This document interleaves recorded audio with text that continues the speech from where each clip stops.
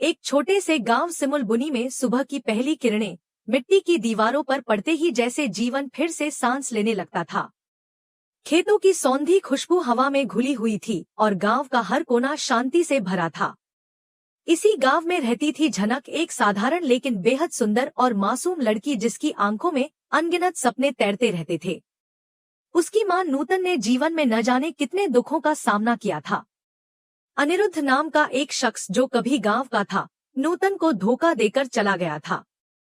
नूतन उस धोखे से टूट तो गई थी, लेकिन अपनी बेटी को टूटने नहीं दिया। समाज के तानों और जिल्लतों के बावजूद उसने अकेले झनक को पाला और उसे ईमानदारी और मर्यादा के संस्कार दिए।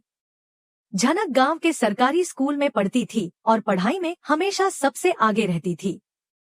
उसका सपना था कि वह इस छोटे से गांव से बाहर निकले और कुछ बड़ा करे, लेकिन किस्मत ने उसके लिए कुछ और ही लिख रखा था।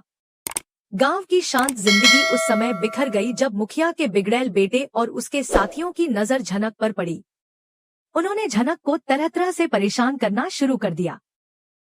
रास्ता रोकना, फप्तियां कसना, उसकी पढ़ाई और आत्मसम्मान के बीच रोड़े अटकाना, ये सब रोज का हिस्सा बन गया। नूतन को एहसास हो गया था कि उसकी बेटी खतरे में है। वह बहुत डर गई थी और दिन रात इसी चिंता में डूबी रहती थी कि कैसे अपनी बेटी को इन दरिंदों से बचाए। तभी गांव में ऋषि नाम का युवक कुछ दिनों के लिए आया। वह शहर से आया था और गांव के कामकाज में मदद कर रहा था। एक दिन झनक को ऋषि के कमरे में खाना पहुंचाने जाना पड़ा। तभी अचानक मौसम ने करवट ली और तेज बारिश शुरू हो गई, जिससे रास्ते बंद हो गए। मजबूरी में झनक को ऋषि के कमरे में रात गुजारनी पड़ी। सुबह जब गांव वालों को इसकी भनक लगी तो गांव में तूफान मच गया। पंचायत बैठी और समाज की मर्यादा के नाम पर ऋषि और झनक की जबरन शादी करवा दी गई। यह शादी ना प्रेम थी, ना इच्छा। यह एक मां की बेपसी और एक बेटी की मजबूरी थी। ऋषि खुद इस शादी को स्वीकार नहीं करता था क्योंकि वह एक फैशन डिजाइनर बनना चाहता था और शहर की एक लड़की मोन से प्यार करता था। झनक के लिए यह एक सपना टूटने जैसा था, लेकिन वह अपने संस्कारों के कारण इस बंधन को निभाने का फैसला करती है। ऋषि की शर्तों पर वह शादी की सच्चाई को छिपाकर एक साधारण नौकरानी बनकर उसके घर में रहने लगती है। उसका परिचय तक किसी से नहीं कराया जाता। घर के लोग मानते हैं कि वह एक बेसहारा लड़की है जिसे उसका पति छोड़ गया है। ऋषि की तेजतर्रार चाची और अन्य रिश्तेदार उसे शक की नजर से देखते हैं और उससे तरह तरह के सवाल पूछते हैं, लेकिन झनक हमेशा अपने दर्द को छुपाकर झूठी मुस्कान के साथ जवाब देती है। उसे डर होता है कि अगर सच्चाई खुल गई तो उसकी मां की इज्जत पर सवाल उठेंगे। एक दिन खाना खाते समय जब एक रिश्तेदार पूछती है कि उसकी मां खुद क्यों नहीं आई, तो झनक अपने आंसू नहीं रोक पाती। वह भावनाओं में बहकर कह बैठती है कि उसकी शादी हो चुकी है।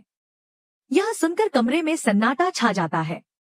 ऋषि घबरा जाता है और तुरंत बात संभालते हुए कह देता है कि हाँ, इसकी शादी हुई थी, लेकिन पति ने छोड़ दिया।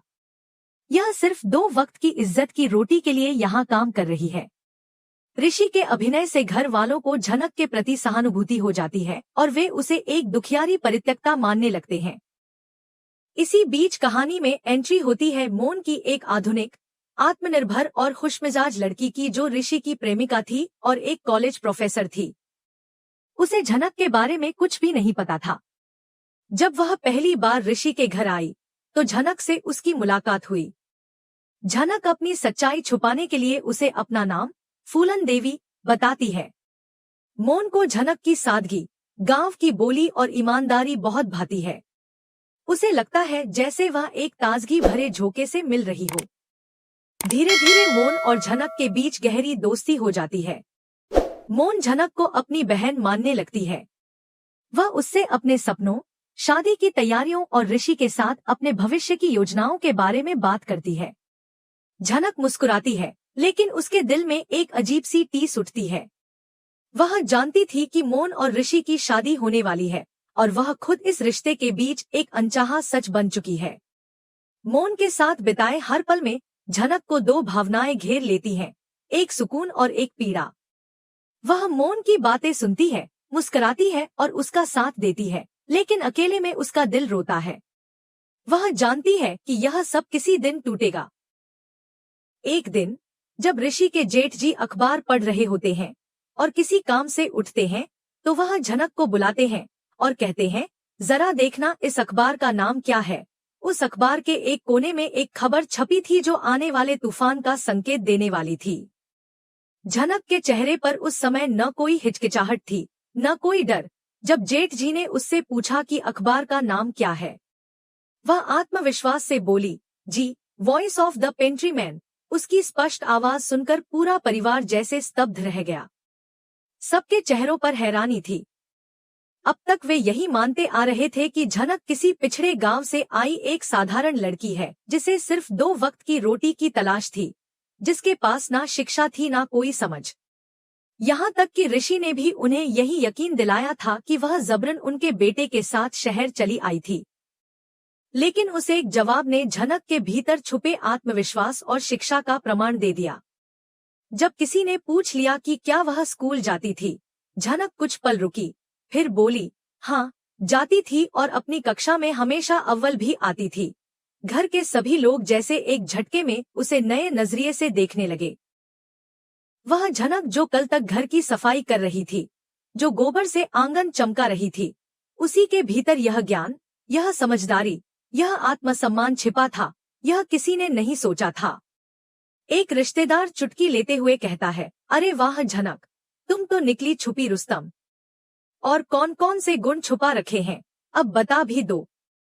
ऋषि की माँ, जो अब तक उसे एक दयनीय परित्यक्ता समझ रही थी, मुस्कुराकर कहती है, तो तुमने पढ़ाई छोड़ दी और यहाँ आकर काम करने लगी।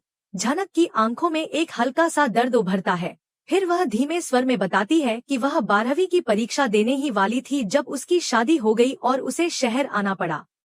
गांव में उसने 11वीं तक की पढ़ाई पूरी कर ली थी। यह जानकर ऋषि का परिवार उसके प्रति और सहानुभूति से भर जाता है। उन्हें यह कहानी अब प्रेरणादायक लगने लगती है। ऋषि की माँ उत्साह से कहती है, तुम पढ़ना चाहती हो तो हम पढ़ाएंगे। तुम चाहे यहाँ काम करने आई हो, लेकिन अब तुम्हारी पढ़ाई की जिम्मेदारी हमारी है। पूरा परिवार एकमत होकर यह निर्णय लेता है कि झनक की पढ़ाई पूरी करवाई जाएगी ताकि उसका भविष्य उज्जवल हो।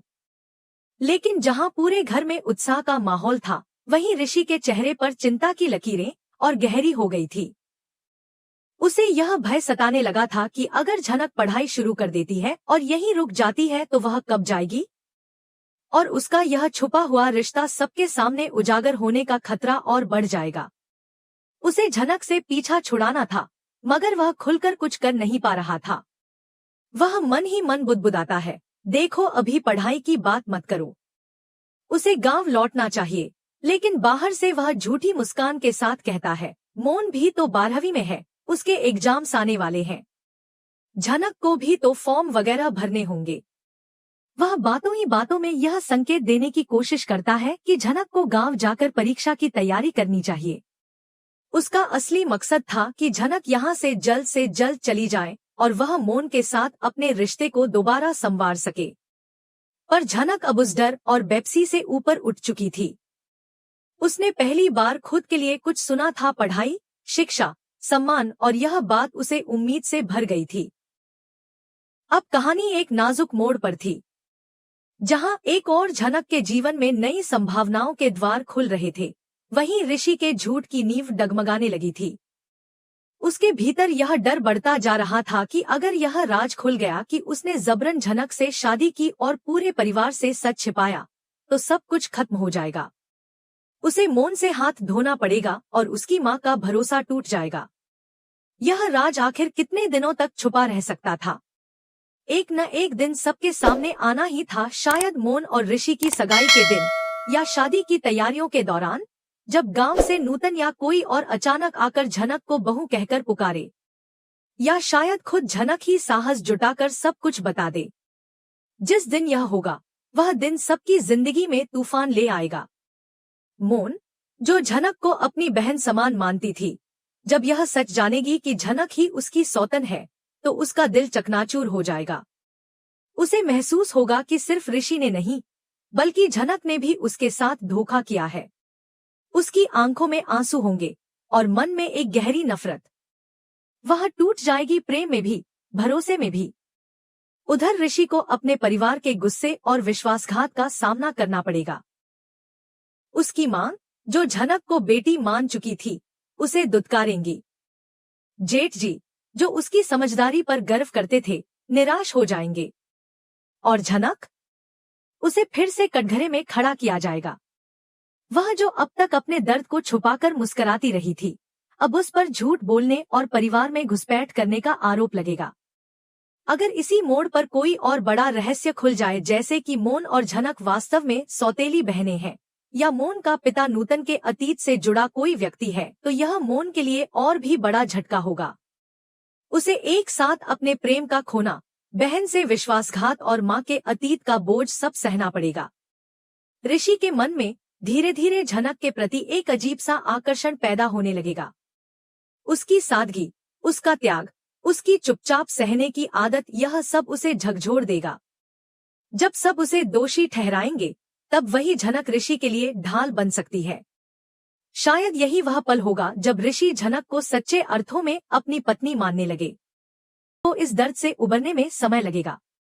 शायद वह ऋषि को माफ न करे और अपनी जिंदगी में आगे बढ़ जाए, या कोई नया व्यक्ति उसकी जिंदगी में आए जो उसके जख्मों पर मरहम लगाए। यह कहानी यहीं खत्म नहीं होगी। शायद कोई नया किरदार आए, कोई पुराना दुश्मन, कोई भूला हुआ सच, या अनिरुद्ध की वापसी जो सबकी किस्मत को फिर से पलटे। एक दिन आएगा जब झनक को उसका हक, उसकी पहचान और उसका प्यार मिलेगा। लेकिन इसके लिए उसे बहुत कुछ सहना होगा, लोगों की बातें, समाज की नजरें और अपने भीतर का दर्द। यह कहानी सिर्फ एक मजबूर शादी की नहीं, बल्कि सच्चाई, सम्मान और पहचान की लड़ाई है, जहां झूठ और डर के बादल छंटेंगे और उजाले की किरण फिर से झनक के जीवन में रोशनी लाएगी।